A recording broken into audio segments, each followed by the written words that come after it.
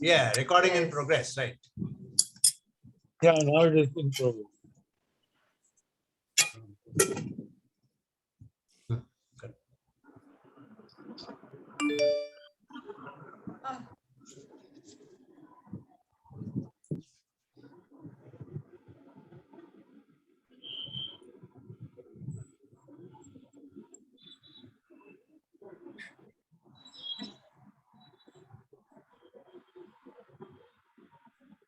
Okay, can you all see me well Yes. and hear me? I Fine. can hear you. I'm not able to see you because the But screen has come. we are seeing Yeah, your photograph. Not not can you live. see the screen well? Bhaskar, not live. Your photograph. We would like to see you live. Yeah, Yeah, that's right. I'll do that. 1 second. Okay, 1 second.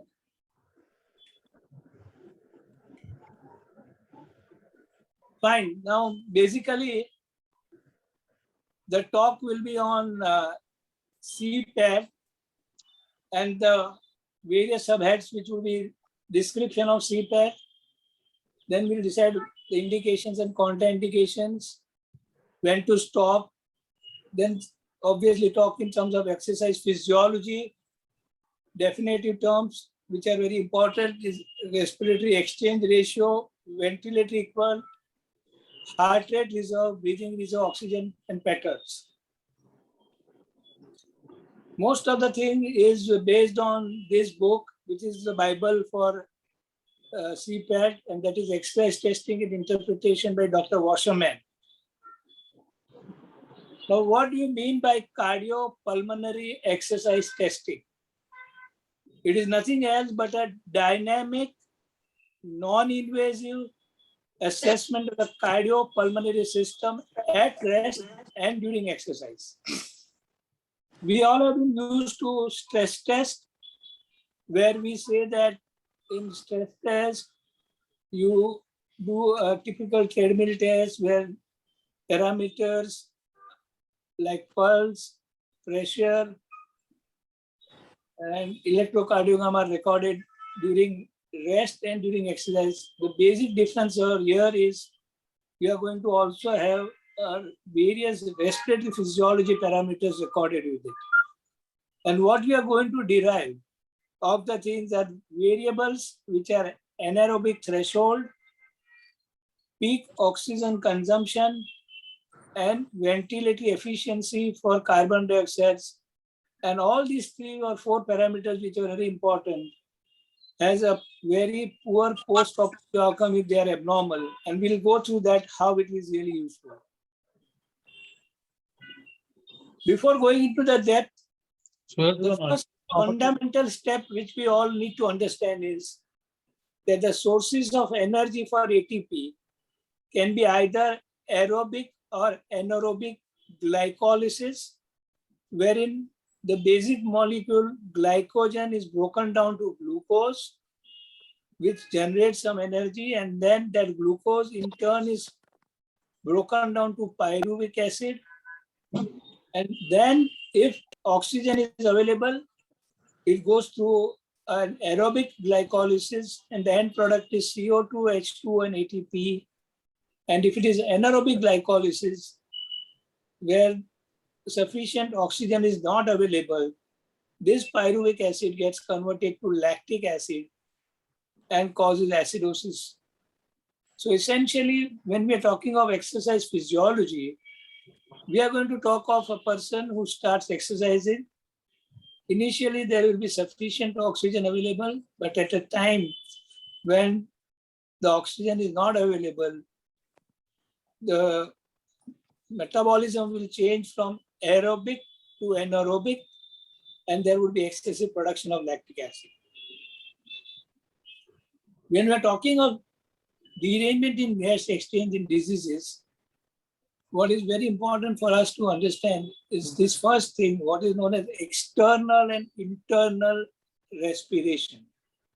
Externally, what happens is when we breathe in oxygen and we breathe out carbon dioxide, And if you were to measure this volume of oxygen and carbon dioxide in the expired air, that would be something equivalent to what we say external respiration.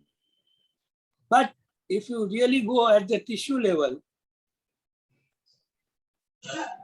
there is utilization of oxygen and production of carbon dioxide in the tissue, which in turn related to the amount of blood flow going there and availability of oxygen or not. So the quantity of carbon dioxide and oxygen produced will be what we would label as internal respiration, and the amount of volume of carbon dioxide and volume of oxygen which is exhaled in the expired air will be labeled as volume of carbon dioxide and oxygen. And in between, obviously, in the pulmonary circulation, there is an exchange over here of this carbon dioxide and oxygen in the pulmonary circulation, in the peripheral circulation, and then at the tissue level, at the capillary level, and capillovenous level. Now, the goal of cardiopulmonary exercise testing is to evaluate the physiologic response of the heart, the lung, and the muscle to increase in physical stress. We'll go to that. What are the various changes? At the moment, I'm just keeping this case. I'll come back to this case a little later.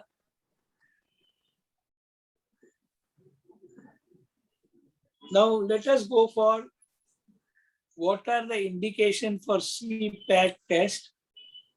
We all know the indications for coronary artery disease and in terms of a normal treadmill test. But one of the most important indications for cardiopulmonary exercise testing is what we would label as evaluation of breathlessness. If there's a person who has come to you with breathlessness and you want to be sure whether it is cardiac, whether it is pulmonary, or whether it is related to the muscles of respiration not working well. And in order to distinguish this cardiac versus pulmonary versus peripheral limitation, it is one of the tests. It was also useful to detect what is known as exercise-induced bronchoconstriction and what is known as exercise-induced asthma, and detection of exertional desaturation, which is very common in interstitial lung disease. So whenever a patient is breathless and you want to differentiate cardiac versus pulmonary versus peripheral, it is useful. It is also useful for, as I told you, for exercise-induced bronchial asthma or ILD. It's again an important test which is done for pulmonary rehab and exercise intensity prescription and response to participation. It is very useful for pre-op evaluation, especially with lung diseases which are already there. Suppose that a patient has a one functioning, one non-functioning lung, whether we can do a pneumonectomy, etc., which is a case which we'll discuss later on. And obviously prognostication of life expectancy. I'll go into a little more details. As I told you, it is evaluation for exertional breathlessness, development of an exercise prescription. But one of the important parameters which we obviously do is what is known as peak oxygen consumption per unit time with the functional capacity. You also find out what is known as risk stratification and prognosis in heart failure. It is again a very important parameter in most of the patients of heart failure. If you were to do this and find out what is known as peak VO2, you can decide whether how bad is the patient and whether the patient is an ideal case for heart transplant or vice versa. This is again important. Optimization of rate adaptive or biventricular pacemaker. Whenever we put a biventricular pacemaker, we have to adjust what is known as PR delay, the PR interval, what we would say. At specific PR interval, the function of the ventricle will be the best. What we do is we go on adjusting and increasing and decreasing the PR interval and calculate what is known as peak VO2 and other various parameters. And the rate or the PR interval at which it is best is what is the optimum thing. Otherwise, we normally just do a blind and have one specific parameter. Similarly, in congenital heart disease and various rheumatic heart disease, when to operate and when not to operate, and the response to surgery can be done by this. If you want to find out the disability determination, again, is that, as I told you, in valvular disease, especially in regurgitant valvular disease, when patient is asymptomatic, finding out again peak VO2 will tell us exactly when to operate and when not to operate, and the results of medical and surgical therapy. Once we will understand various parameters, we'll understand this indication a little more. So disability determination, fitness evaluation, diagnosis confirmation, response to therapy. Like what we have in a treadmill test, there are definite contraindications. Any patient who is unstable cardiac-wise, whether it is acute MI, unstable angina, various type of unstable arrhythmias, acute infecting things like endocarditis, myocarditis, or pericarditis, patient with syncope, and especially patient with mind, it is atrial, it is actually aortic stenosis, and patient with uncontrolled cardiac failure, where the patient is grossly decompensated, it should not be done. Absolute contraindication if the patient can't exercise because of peripheral embolism or DVT, patient of respiratory failure, uncontrolled asthma. Another important parameter is all these patients we are going to look at SpO2, but the baseline SpO2 is already below 88. You should not do this. Acute, significant non-cardiopulmonary disorder that may affect or adversely affect the bypass obviously should not be done. Or a patient who is not cooperative because of the psychiatric or cognitive impairment, you cannot do this test. The relative contraindications would be obviously a known case of left main or very severe critical disease, severe arterial hypertension, and if on echo you have seen a patient with significant pulmonary hypertension or various arrhythmias or high degree withdrawal. So couple of contraindications like our treadmill test, but the additional thing which are more important from respiratory angle is respiratory failure, asthma, low SpO2, and psychiatric or cognitive.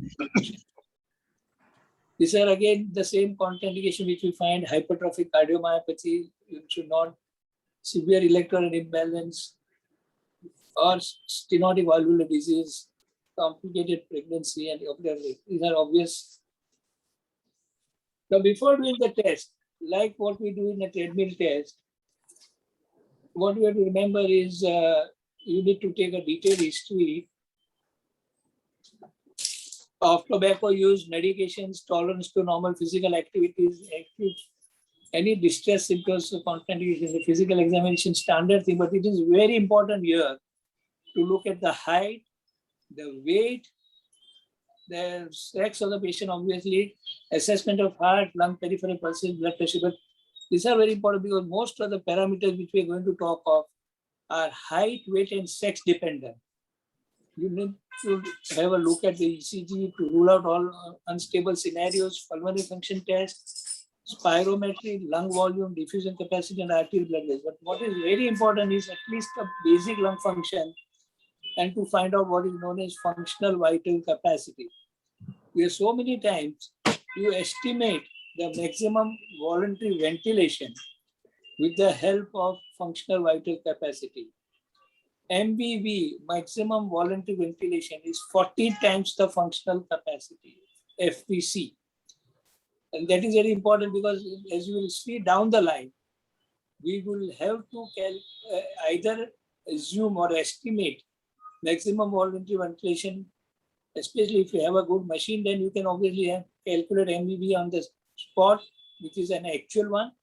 But most of the laboratories, as on today, do a simple functional test, find out FVC and multiply it for 40 is maximum voluntary ventilation, which is again, as you see down the line, very important. Like any other stress test, wear loose fittings, no either athletic shop, abstain from coffee and cigarette at least 2 hours before the test, continue maintenance medications, eat a light meal at least 2 hours before the test. Now, this is a typical cardiopulmonary exercise test machine. What you see is, again, like in treadmill, this is a symptom-limited exercise test. What are the parameters which you are going to look at? When I say when normal treadmill, what you look at is the pulse, the pressure, and the electrocardiogram. But here we are going to measure airflow, SpO2, and expired oxygen and carbon dioxide. That means there is a hood which is applied to the patient mouth, and there is what is known as non-respiratory valve attached to it.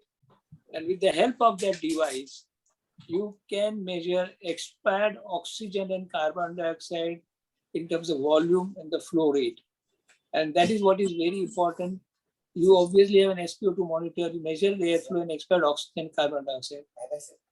This in turn allows calculation of peak oxygen consumption and anaerobic threshold.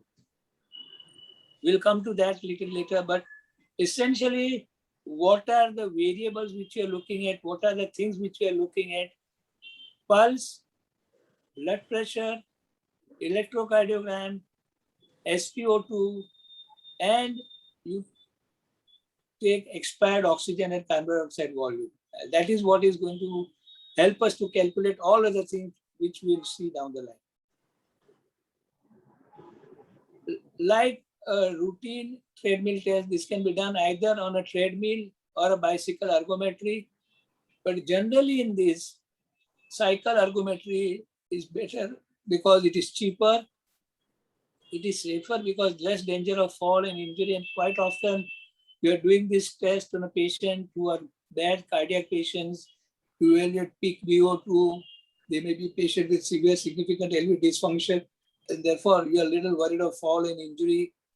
And it is much more easy to stop anytime. Unlike treadmill, when you are walking, you cannot suddenly stop. But here, you just stop pedaling and you can stop easily.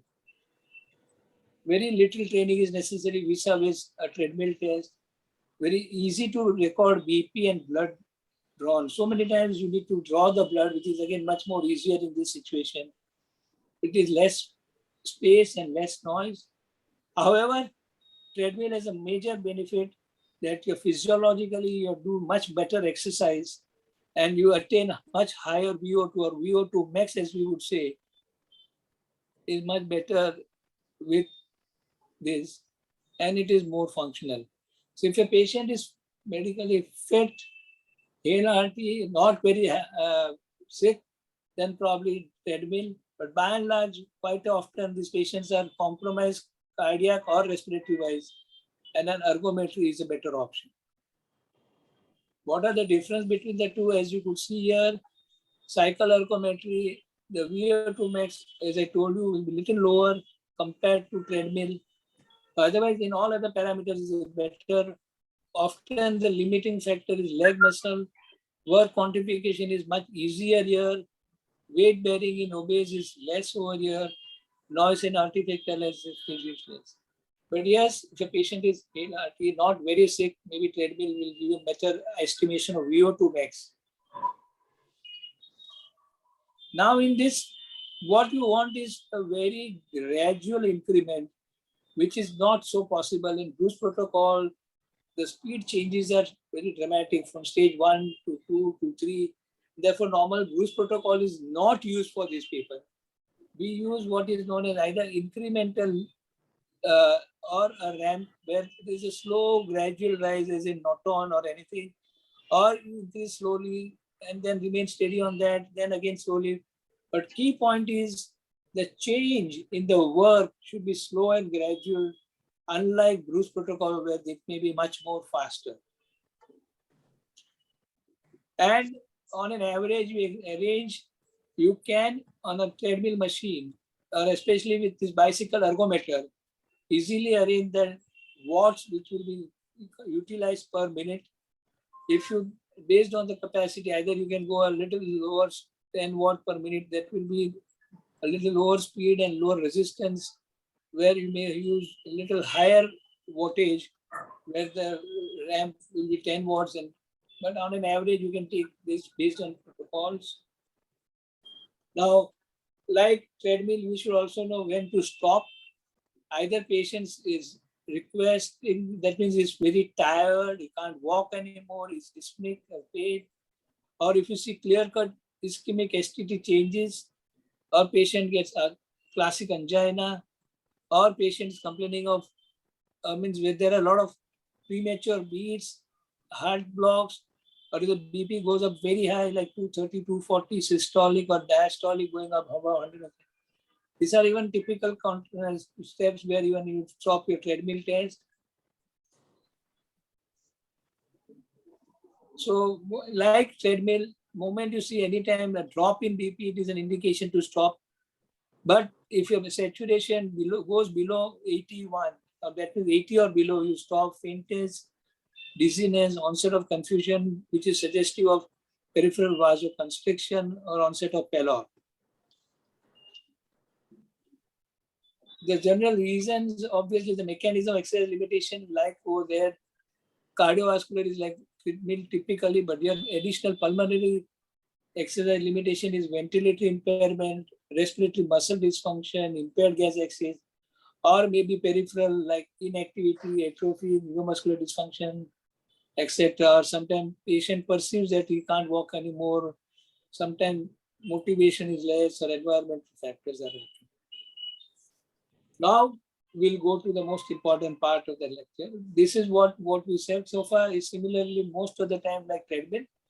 Now, what are the various measurements which we are going to get when you have the various variables? As I told you, the variables are you have got pulse, you have got a pressure, you have got oxygen saturation, you have got looking at ECG, expired flow and expired VO2 and CO2 in the expired air.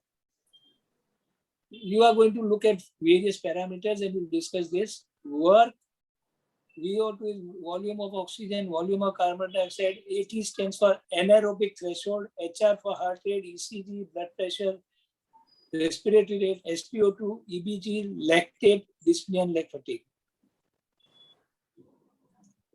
Now, we'll come to this. This is known as respiratory equivalent ratio. This is extremely important.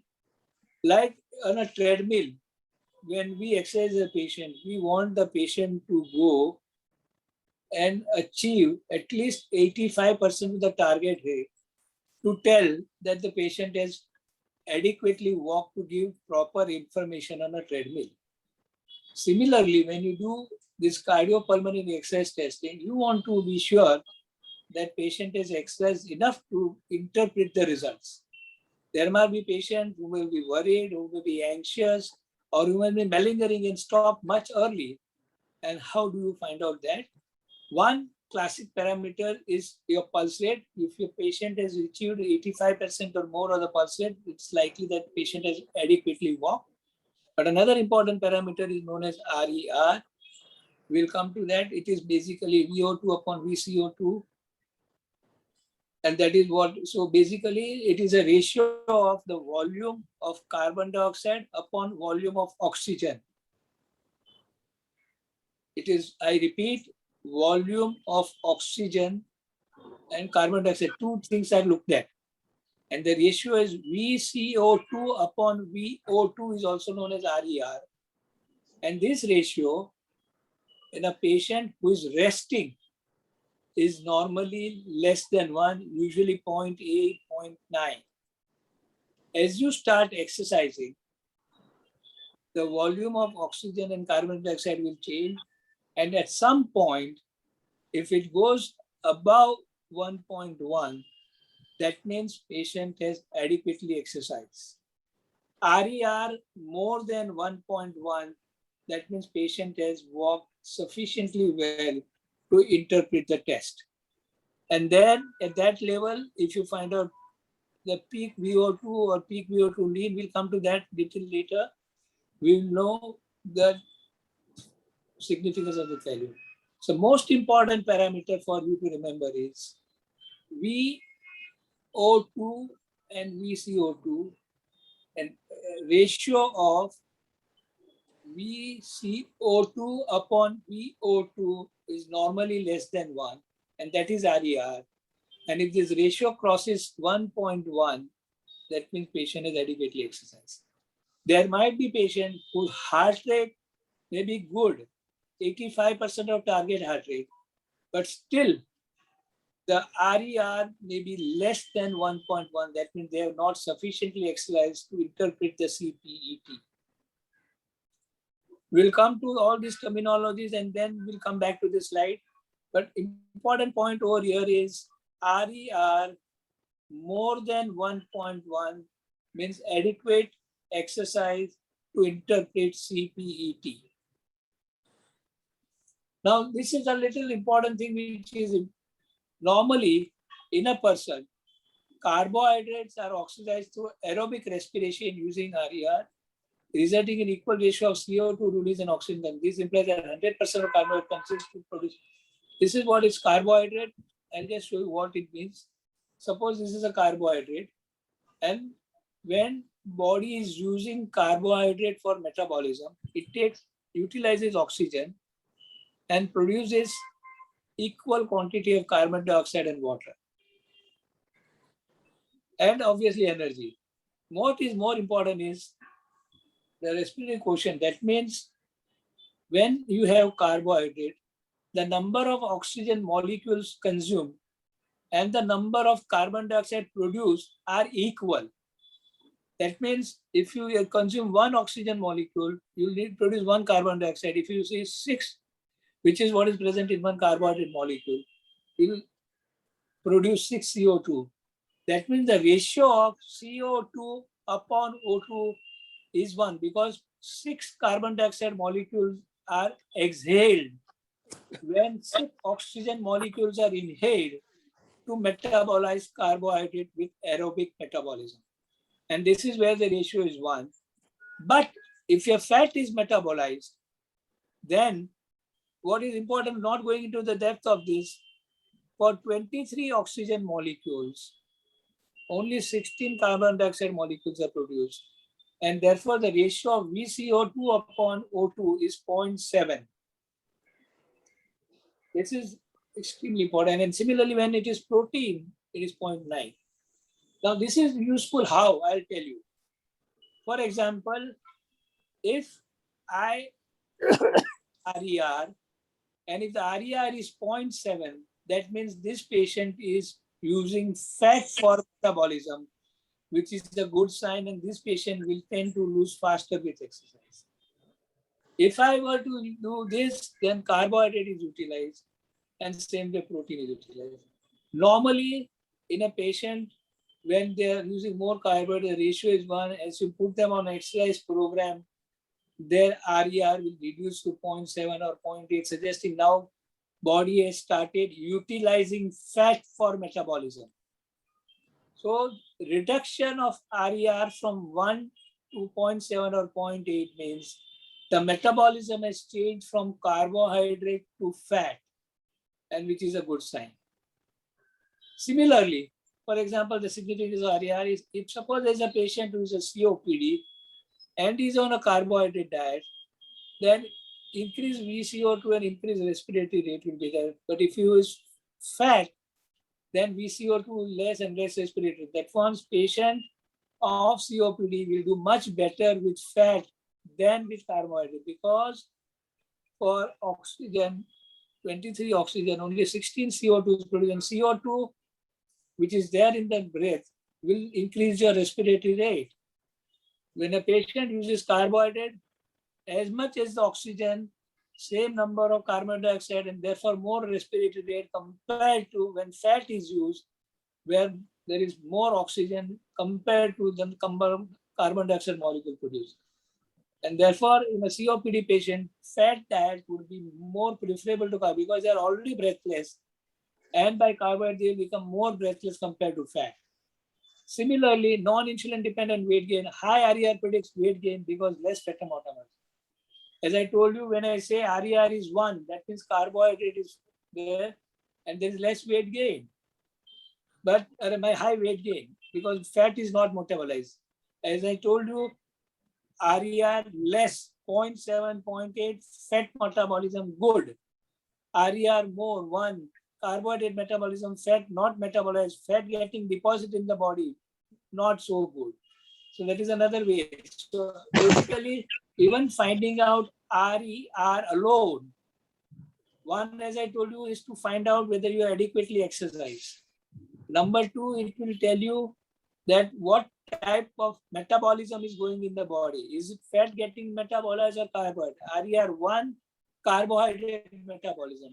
RER less than 1, 0.7, 0.8, fat metabolism. RER less 0.7, no fat deposition. RER 1, more fat deposition. And that same thing can be tried in nutrition guide for sick patient. What we do is you give various diet and do RER and try and get, now depending on the need of the patient, you want more fat to be deposited, then you'll try and get food such a way that you bring RER to 1. If you want fat to be metabolized more, you try and get RER by trying daily. You give diet and do RER daily. It is very easy to do. So that's much about RER. So RER, I repeat, is ratio of VCO2 upon VO2. Normal ratio is 0.8, 0.9 because it's a mixed fat and carbohydrate metabolism. If it is 1, it means it is predominantly only carbohydrate metabolism. 0.7 predominantly fat metabolism. Normally it is in between the two. And whenever you exercise, because at some point of time, the metabolism changes from glycolytic to aerobic to anaerobic. And at anaerobic metabolism will now come what happens, and that will explain why the RER goes above 1. We'll come to that. Now another parameter is minute ventilation. That is the amount of air going in and out per minute, which is normally 5 to 6 liters. During exercise, that increases by about 15 to 20 times. That means it is 100 liters per minute. Increase is definitely related to stimulation of the respiratory center by brain motor cortex, joint proprioceptor, and chemoreceptors. So that is as far as minute ventilation is concerned. Now we'll come to another terminology, what is known as anaerobic threshold. It is minute ventilation increases more the workload. I'll come to that a little down the line. Second important parameter is tidal volume. Normally, for every single breath, you take in 500 ml of air and go throughout 5 ml of air. That is what is known as tidal volume. And you do this, as I told you, frequency of breathing is normally 12. And therefore 12 into 500 will be 6 liters, which is what was the minute volume. The tidal volume is 500 ml. During exercise, this tidal volume can go up by 4 to 6 times. This is a change in physiology. When you start exercising, the tidal volume increases, and the upper limit it can go 6 times, lower is 4 to 5, 6 times. It increases early in the exercise because it increases ventilation. So this tidal volume is initial. After some time, that means early part of exercise is over, the tidal volume cannot increase beyond that limit. Breathing rate, as I told you, is 12, and at exercise it can go to 40 to 50. And as I told you, at peak exercise, you can breathe at this 40 to 50 times per minute, and you can, the tidal volume can be 2.3 into 3. So the maximum amount of ventilation can be 40 into 3, that is 100, 120 liters. That is MVV. Another important concept is dead space upon tidal volume. This is typically labeled as VD. Dead space is known as VD, and tidal volume is known as VT. And we are talking of VD upon VT. That means dead space upon tidal volume. As you know, the tidal volume is normally 500 ml. Dead space is normally somewhere in the range of 150 ml. And that is the space which is occupied by the air from the lips till the volume from where the gas exchange occurs. That means lips, the trachea, and its bifurcation. And that is around 150 ml and 150 by 500.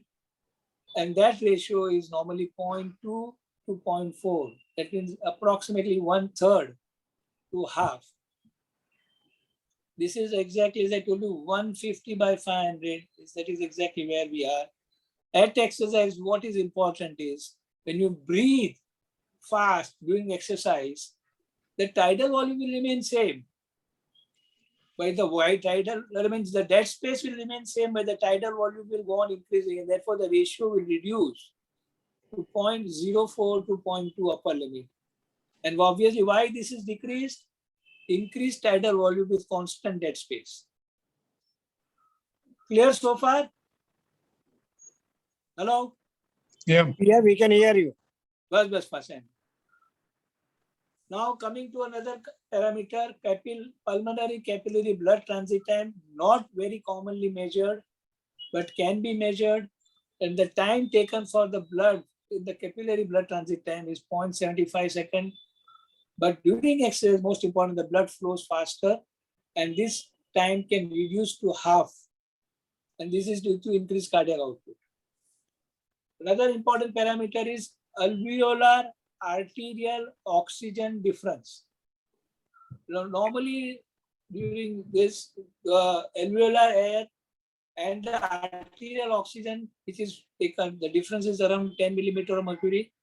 During exercise, more and more oxygen is extracted at the tissue level, and therefore, at the peak of exercise, this difference can widen to 20 to 30 millimeter. And these changes are very little until heavy workload is achieved. So this, as you start exercising, this will come to 20, and then it remains more or less steady. It is also known as capital A minus small a difference. And that difference is 10 normally at rest. During early part of exercise, it reaches 20, 30, and then it remains in that same range. Oxygen transport, increase in temperature, PCO2 and related acidosis in muscle will increase in release of oxygen by blood for use by the tissue metabolism. That is why more and more extraction occurs at that level. Cardiac output, we all know, is 4 to 6 liters per minute. At exercise, it will increase to 20 liters per minute. So cardiac output during exercise physiology can go up check kar le 5 times. Increase is linear with increase in workload during exercise until the point of exhaustion. Now here important thing is first half of the exercise capacity increase is due to increase in heart rate and stroke volume, and later on it is increase in the heart rate. That means again same thing, heart will increase in contractility initially, and therefore initial increase is because of stroke volume and heart rate. After that the stroke volume cannot go up further, and the further increase is only because of increase in heart rate. The stroke volume normally is about 70 ml in most of the patient. So it can be variable depending on the age and sex and build of the patient, varying between 50 to 80. And this can increase to double. And increase is linear with increase in workload. After heart rate of more than 120, there is little increase in stroke volume. This is what we told in the last slide also, that the stroke volume would increase initially, and after that, it is only increase in heart rate which will increase the cardiac output. Heart rate normally is 60 to 100. Exercise time, it can go up to 2.5 to 4 times. And heart rate is achieved just prior to total exhaustion, physiological endpoint of an exercise. We had know all these formulas. Heart rate can be either 220 minus age, or another formula is 210 minus points in brackets 0.6 8. These are all we have known in treadmill test. This is what is important to understand, a concept of what is known as oxygen pulse. Now, normally we say that the amount of oxygen which is extracted will be dependent on stroke volume into heart rate, that is the cardiac output.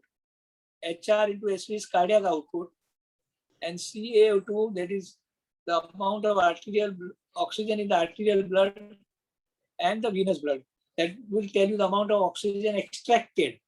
So amount of oxygen extracted and stroke volume. When you multiply this, you get VO2. And if you now just put this heart rate over here, VO2 upon heart rate, it is stroke volume into oxygen difference between artery and vein. If you now remember, I told you a few slides back, the oxygen extraction is normally 10 ml. It can go up to 20 to 30, but it occurs in the early part, and later on it remains steady. So if you say that if you are exercising in later part of the exercise, this will be steady, will not change. And therefore we can say that VO2 upon heart rate is as good as stroke volume. So oxygen pulse is indirectly a marker of stroke volume. And what do you mean by oxygen pulse? VO2, that is maximum oxygen, VO2 at that time, depending on the heart rate at that time. So VO2 upon heart rate is indirectly a marker of stroke volume because CO2 minus CO2 is more or less steady, constant. And therefore, if this changes, if the change is only related to stroke volume. And this is very important. When you are talking of maximum heart rate, you are not, you are telling of heart rate and this, the moment you now, there is in the formula, if there is only stroke volume now, this is an independent marker. Pardon? Right. So in short, oxygen pulse is equivalent to stroke volume. So oxygen pulse normally is 2.5 to 4 ml of oxygen per heartbeat. At exercise, it is 10 to 15 ml. With increasing muscle work during exercise, each heart contraction delivers a greater quantity of. So oxygen pulse, what is the formula? VO2 upon heart rate. VO2 is the amount of oxygen exhaled, which is we have measured during this. And if you just divide by heart rate, you get oxygen pulse, which is a marker of stroke volume. Now you should. Now, this is another important concept which we are trying to now get in. And this is two, oxygen pulse here also, and oxygen pulse lead. What you have to remember is that this oxygen is extracted at the tissue level, but our body has fat and lean mass. Fat is inactive, not alert, inactive, and it does not extract any oxygen. Therefore, in a patient where the fat content is variable, the oxygen pulse may not give you the right answer. For example, I'll now tell you, I'll just go back to the previous slide. VO2 upon heart rate. Now I'll just give you an example here. Suppose the VO2, I'll just theoretically tell you, say VO2 is 300. And this is consumed by fat and lean body mass. But fat, I told you, does not consume anything. It is inert. So it is practically taken by lean body mass. If the fat level goes on changing or the lean body mass go on changing, this level will go on changing. And therefore, to eliminate that factor, you can calculate oxygen pulse lean, which will be much more accurately telling you about the oxygen extracted. This is whole body, which is lean plus the fat, and that value is normally more than 10. If it goes below 10, then obviously that means the stroke volume is much lesser and it is significant.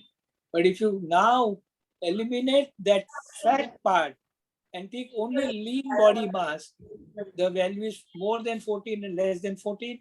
And you can see now in this graph, the event-free survival, which is dependent upon the stroke volume of the person. If that it was more than 10, was much better than less than 10. But moment you change that parameter to lean oxygen pulse, the gap between the two causes wide. That means if you want to prognosticate, oxygen pulse lean is a better parameter versus oxygen pulse total, which is lean plus fat together. And this is how an oxygen pulse I just showed you. We'll come to the graphs down the line. So this is how it looks like.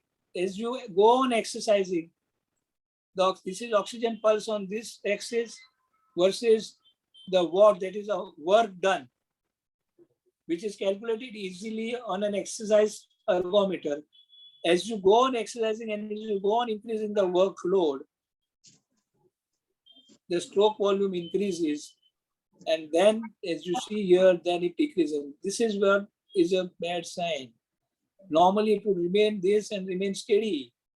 Here, as you could see, the stroke volume beyond rate of 105 has gone down.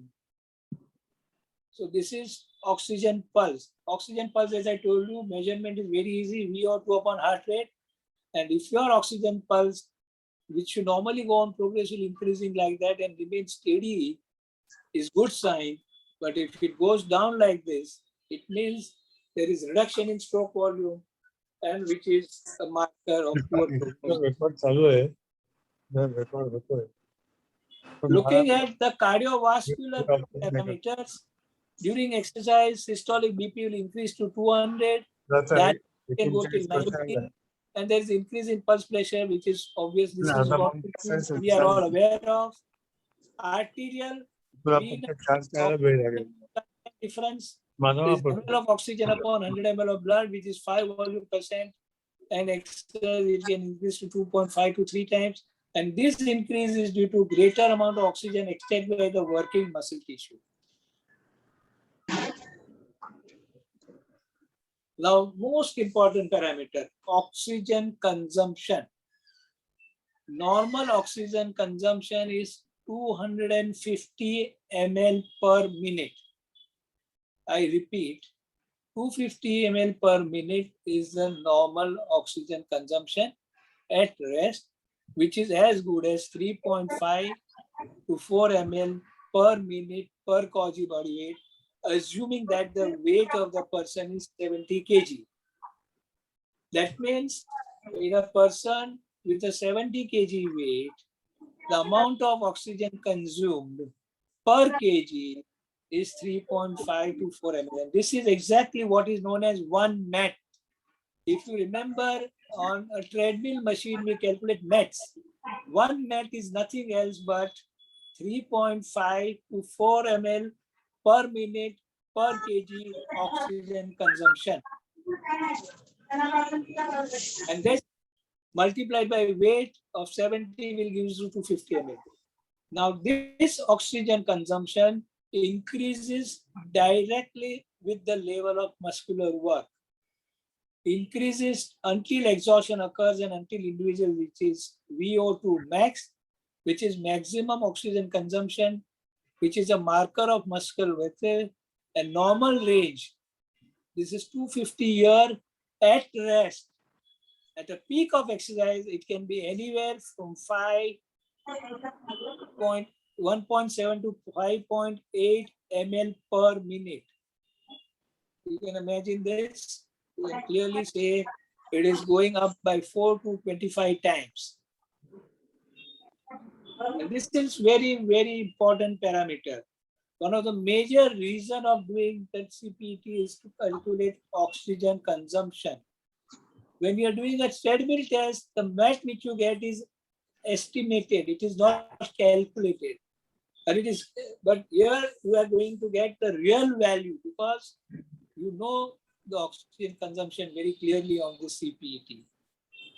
I repeat again for everyone to remember, very important, normal 250 ml per minute, weight not taken into account. When you take it per kg body weight, assuming weight of 70 ml, it is 3.5 to 4 ml per minute. This increases with muscle work, and the maximum can be 1.7 to 5.8 ml per minute. And like what I told you for oxygen pulse, where it was VO2 upon heart rate, similarly, in a person, when you are doing exercise, if you take the whole body into consideration, the fat is and the lean body mass not taken into consideration, versus if you look at the lean body mass and then calculate, you see that when you do what is known as peak VO2 lean, it is much superior because the curve separates wider. In terms of prognosis, the cumulative survival, when the value is more than 90 versus less than 90, the survival is positively much, much worse. The p-value here you see is 0.001. If you look at peak VO2, where you're not taking lean body mass, you're taking the whole body mass, the value above 14 is good prognostic marker, below 14 is poor prognostic marker, but this value is much lesser compared to this value. Meaning thereby, even when you want to measure peak VO2 lean is a much, much better parameter compared to peak VO2 alone. And this is not difficult. every single machine, if you have, there are now simple weighing machine which will tell you about your total weight, your fat weight, your lean body weight, and you can easily calculate this lean peak VO2 versus total body peak VO2. So therefore, peak VO2 lean is extremely important and much better parameter compared to peak VO2 routine. And when you say peak VO2 is, how can it be useful is what is shown over here. Peak VO2, if it is normal, then the patient is maybe still having a mild disease, can be obesity, anxiety. But more important, what important when I'm talking of is if your peak VO2 is low, you are going to calculate another parameter known as anaerobic threshold. Now let me tell you what is anaerobic threshold. Anaerobic threshold, when a person starts exercising, he takes in more oxygen, throws out more carbon dioxide. And if you now remember the RER, where I told you as long as the oxygen was available, number of carbon dioxide molecules produced versus the number of oxygen consumption are equal.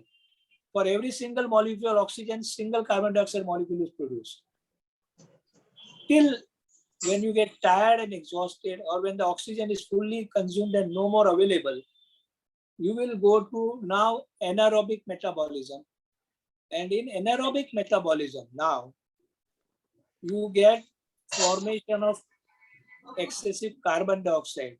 If you remember, for 16 CO2, 23 CO2 were produced with anaerobic metabolism.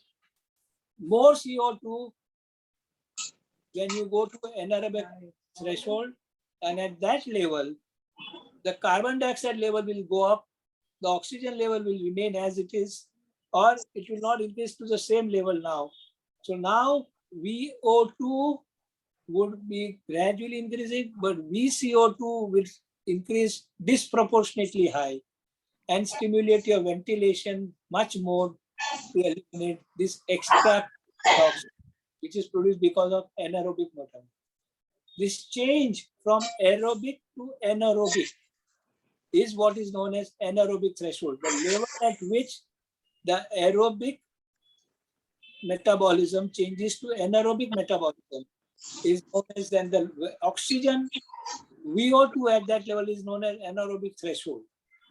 So I repeat, the level at which aerobic metabolism changes to anaerobic metabolism leads to increased formation of carbon dioxide and respiratory rate, whereas the oxygen will be more or less steadily going up. And this threshold, the change point from aerobic to anaerobic, is known as anaerobic threshold. And if this anaerobic threshold is normal or low, we'll tell you further how to go at it. We'll come to this little low. When this anaerobic threshold occurs low, that means patient could not get enough oxygen to go for a lower, higher level. That can happen either because there is a circulatory impairment or there is mixed lesion in the lung.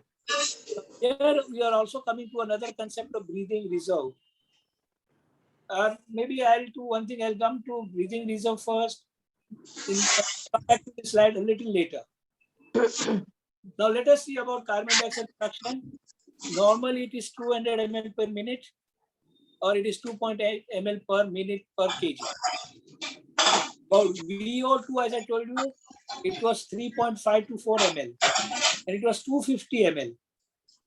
And here it is 200. And this ratio of VCO2 and VO2 is what is known as RER. That is 200 upon 250 at rest is 0.8. And as I told you, RER is normal 0.8. As you go on exercising, at some point, this level will go up much more compared to oxygen, and the RER will go up. So initial phase increases the same as VO2, but at anaerobic threshold, it increases a much faster rate than VO2. And this is because of increased lactic acid production. So this is very important. Once oxygen is not available, with anaerobic metabolism, the CO2 increases much more than VO2 because of lactic acid. Therefore, now the ratio, say this 200 will become 600 versus the oxygen which is 250 will become 500, and the ratio of 600 upon 500 will be more than 1.1, telling that we have already crossed the anaerobic threshold.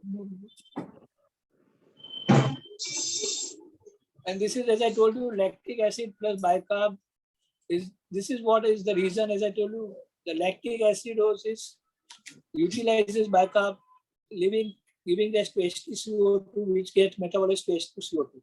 And this extreme carbon dioxide now will add to the carbon dioxide level and increase the respiratory rate more.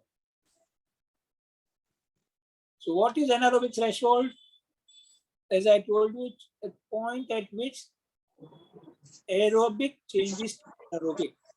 It occurs at 60% of VO2 max. Now, as I told you, the maximum amount of oxygen consumed is at the peak of exercise. But if this change occurs at 60% or below, then it is abnormal. Actually, for practical purpose, it is 40% or below is abnormal. That means if the anaerobic threshold is 40% or below of VO2 max, it is normal.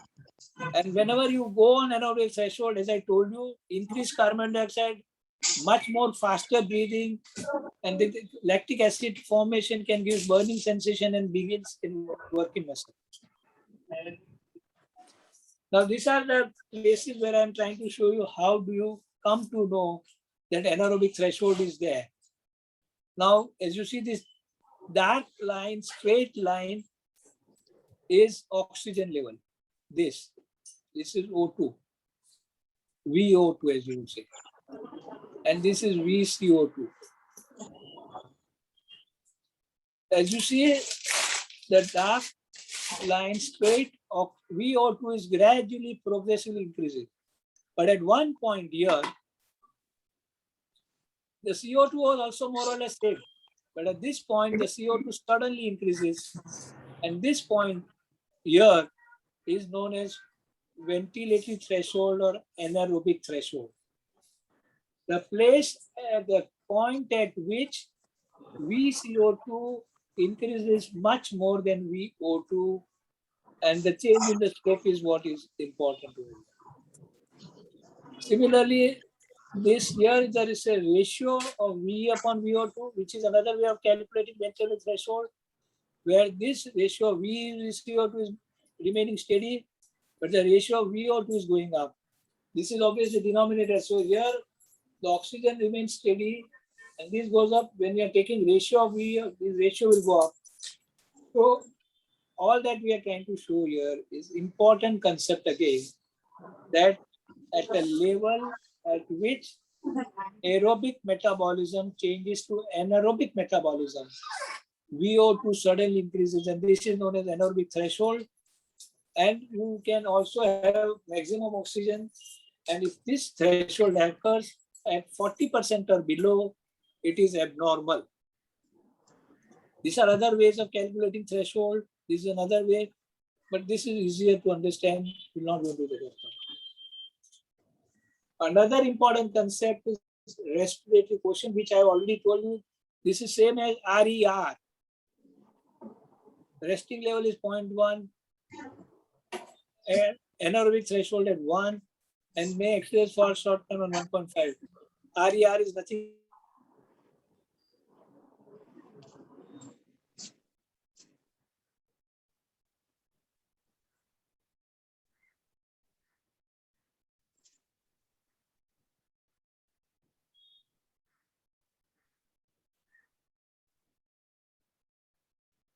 Have you finished?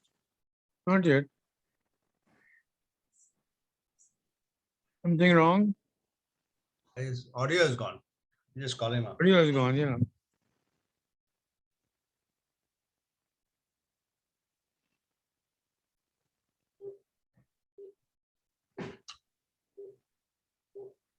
Are you doing it Jupiter regularly, Pascal? Pascal?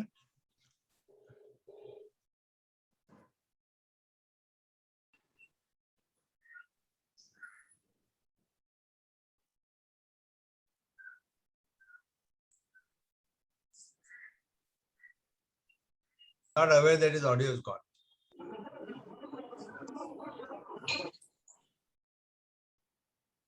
What's wrong now?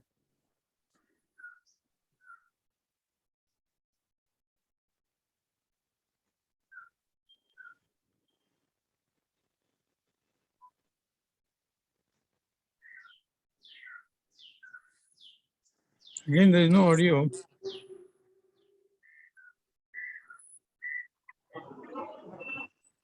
No, I am not able. He's not picking up the phone also.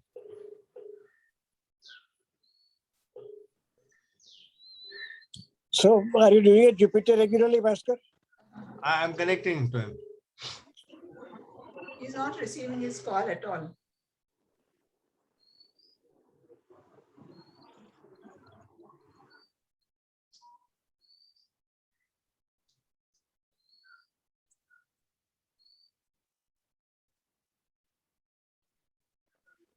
Yoda sir.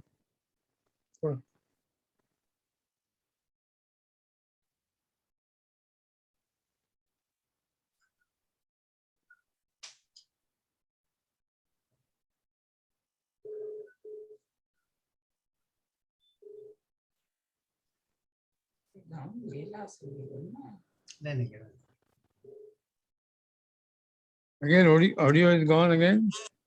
No, we are there. Achha. They're all there, but I'm not able. Why is to Bhaskar not reachable? No, he's not picking up the phone. Oh, I think what we'll do is we'll ask him to continue next time. I think so, yeah. In fact, this should be repeated every few months Yeah. for everybody to really understand everything. Yeah. No, since we are on 60, slide number 60, we'll ask him to continue it next time. Yeah, And complete because it's got another 30 slides more. that's 35. right. That's right. So probably he can continue next time. I think we'll do that. Yeah, that's a Yeah. good idea. Okay, sir. Okay. Right. So we'll call it a day today. Okay, okay, bye, bye, bye. You're closing it now, the host? Yeah, we will close it. We'll close. Okay. Hello, hello. Hi, Bhaskar. Bhaskar. Ah. बोलना बस। कहाँ से Bhaskar, गया? your audio had gone. We could not hear you.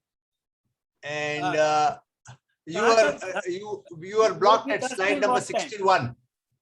61 पे आ जाओ वापस.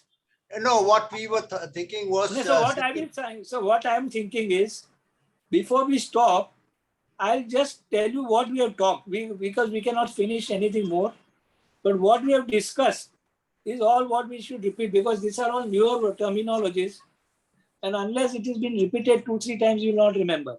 No, Bhaskar, what we'll do is we have got 35 slides. There are hai. Hey, so we are not doing any more slides. No. We will continue it next time, and then you give us a brief summary of everything together. Yeah. Okay, no problem. That would be more appropriate, because by now we are already toxic. अच्छा, ठीक है, ठीक है. It is a toxic.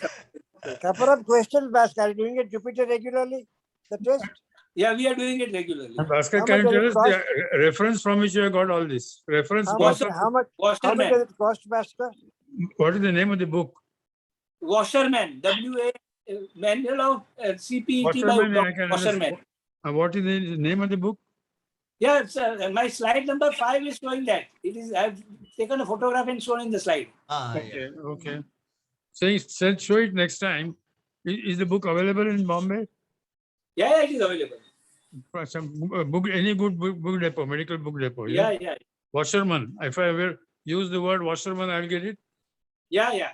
Okay. Cardiopulmonary exercise testing by Dr. Washerman. Washerman. Okay, fine. Thank you. So And we will how continue much next it time, cost? and Bhaskar, you give us a brief summary of all the things together. Sunday, yeah. before that, how much does it cost this test that you've also? Yeah, what is the cost? 5,000 rupees. 5,000? And 5. what are the advantages over the stress test? The major, most important benefit is where Study we of use breathlessness. it. First is to find out the cause of dyspnea. When suppose a patient has mild COPD or patient has a coronary artery disease and suddenly is breathless, is it really cardiac breathlessness? Is it respiratory breathlessness or not? Or anxiety. We can put cardiac and respiratory breathlessness very easily on that. And if it is mixed, which is a predominant cause? Is it more cardiac, more respiratory, only cardiac or only respiratory? So that is the first most important benefit, to find out the cause of breathlessness. That's true. Then it Yeah. is another very important test done for pre-op evaluation for a person with more respiratory disorders. When the patient has respiratory disorders, fibrosis of lung, ILD, and you want to do a big surgery, pneumonectomy, abdominal surgery, and you want to be sure whether this patient will tolerate the surgery well, anesthesia well. Very true. So Yeah. it's an extremely important pre-op evaluation for especially cardiorespiratory disorder, both together.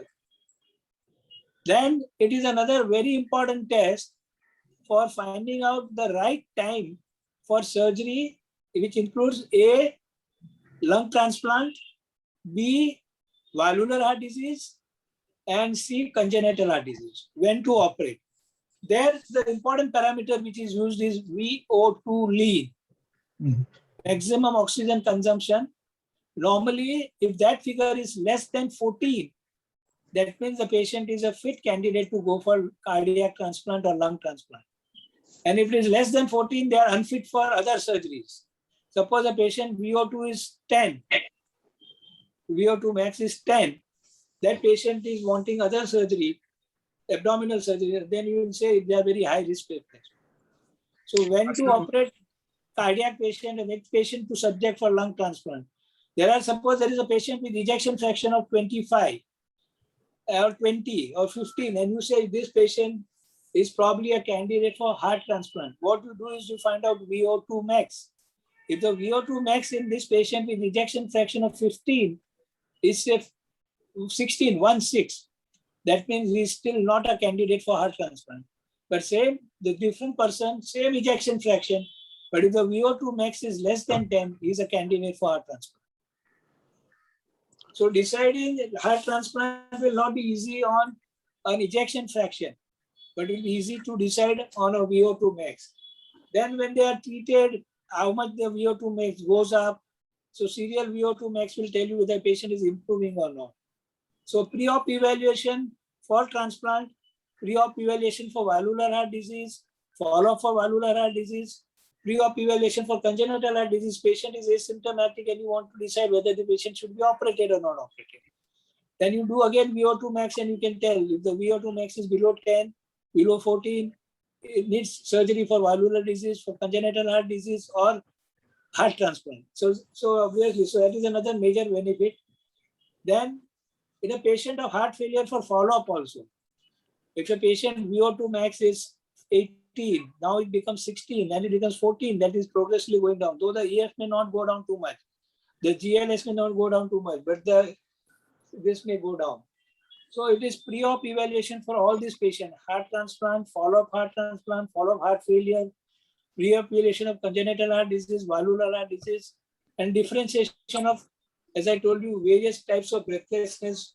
There are people who are malingering. There are people who are going for, say, employment somewhere patient is working in a company and now he doesn't want to do hard work. He malingers. He says, I'm becoming breathless. You can do this test and tell very clearly whether it is a malingering guy becoming breathless or whether it is a genuine incapacitation of the cardiac or the respiratory disorder which is causing this breathlessness.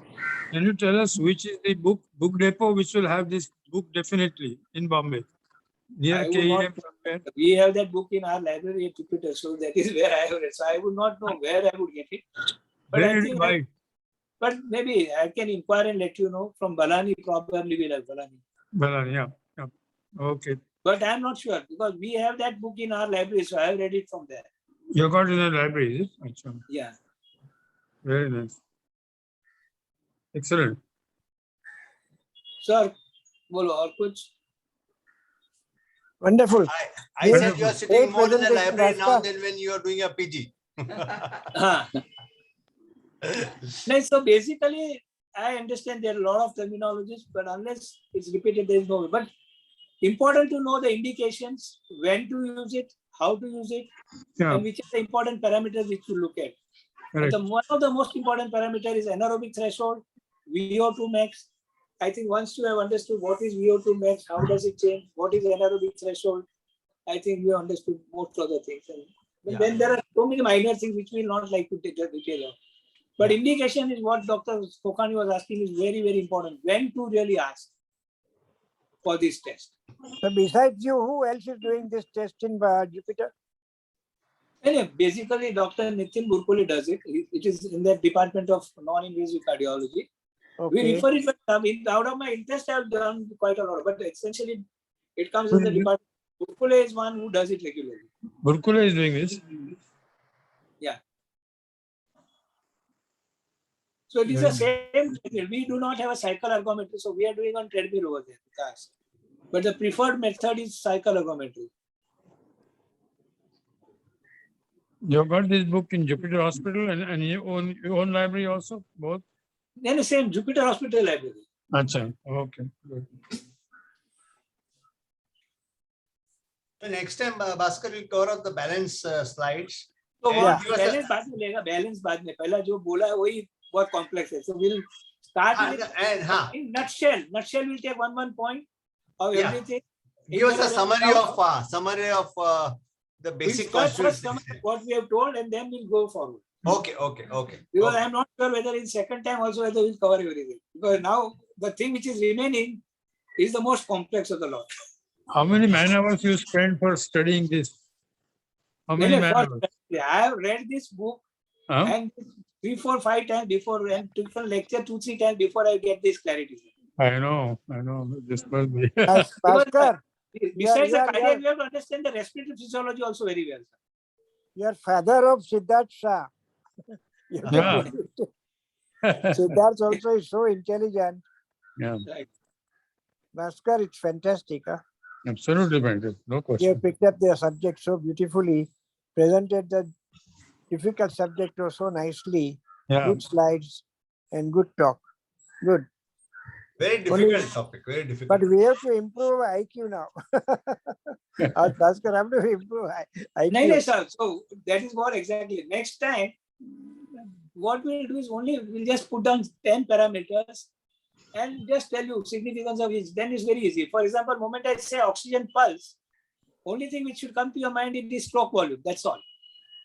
You may So not actually, the recording next time would be more important. yeah, that's right. The full recording, Bhaskar, can you make a summary or something? Simple summary. One Next page time he's summary. going to make a summary. Yeah. And so next time what I'll do is I'll have 2 additional slides. What 61 slides what we covered, we'll have only 2 slides. Yeah, And right. we will just talk like this rather than this presentation. Very Where good. and first 2 slides will be just telling what we have talked so far. Yeah, You may go Yeah, through yeah. these slides again, of which I have already omitted 10 slides I have not taken only. So maybe there are 50 slides which we have talked. You may just go through these 50 slides. We will first summarize those 50 slides. And unless everything is clear of this 50 slide, we will not go to the 61 slide next time. Okay. Okay. Right? very nice and very Okay. good. Bye. Very well done, huh, Bhaskar? Very well done. Good. That's why I asked for man hours. How many hours we will have to spend? I mean, it Double will the hours. I would say at least maybe 20 man hours. Good. But what I like is Dr. Nilbhav Apte wants to buy that book and read that book. I will have to keep it and give it to as a donation to somebody else. Great. At this age, because now So what is- registration and retention and recall, which What are is your parts of age? memory, Yeah, are what, already 20? deteriorating. How old are you? 25, 30? Beg your pardon? Nilbhav, your age? He'll tell you 100 minus 17, 84. 16. 16-year-old. Right. So great gathering today. Thank you very much, Bhaskar. Thank you, Sandeep. Bhaskar. Bye. Bye. Bye, And Bhaskar. thank you all the friends. All the best. Okay, Okay. bye. Bye-bye. Goodbye.